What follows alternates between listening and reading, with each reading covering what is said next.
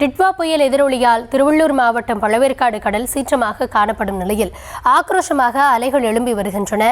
இந்த நிலையில் ஆபத்தை உணராமல் கடற்கரையில் இளைஞர்கள் விளையாடிக் கொண்டும் செல்போனில் புகைப்படம் எடுத்துக் கொண்டும் இருக்கிறார்கள். அந்த காட்சிகள்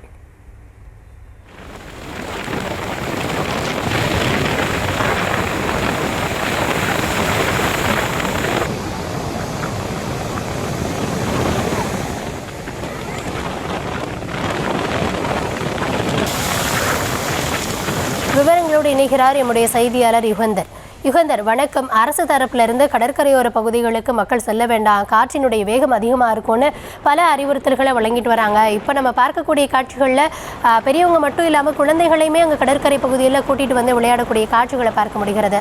பாதுகாப்புக்கு காவலர்கள் யாரும் அங்கே இல்லையா? என்ன கள சூழல்?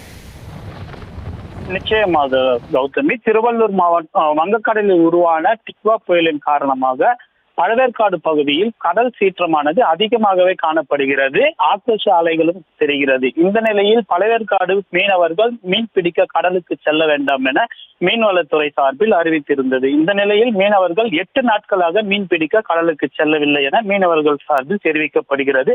இதனால் தங்களுடைய வாழ்வாதாரம் பாதிக்கப்படுவதாகவும் உடனடியாக மழைக்கால நிவாரணம் வழங்க வேண்டும் என அரசுக்கு கோரிக்கையானது மீனவர்கள் தரப்பில் கூறப்படுகிறது. இந்த நிலையில் ஆக்ரோஷமாக அலைகள் ஏற்பட்டு வரும் சூழலில் காவல்துறை சார்பிலும் கடலோர காவல்துறையினரும் அறிவிப்பு பலகையானது வைக்கப்பட்டிருந்தது. அதையும் மீறி குடும்பத்துடன் குழந்தைகளுடன் சென்று கடலில் குளிப்பதும் செல்ஃபி புகைப்படம் எடுப்பதும் அதே போன்று இருசக்கர வாகனங்களை கொண்டு கடல் ஒட்டியுள்ள பகுதியில் இருசக்கர வாகனத்தில் சாகவாசம் செய்வதும் இது போன்ற செயலில் ஈடுபட்டு வருகின்றனர்.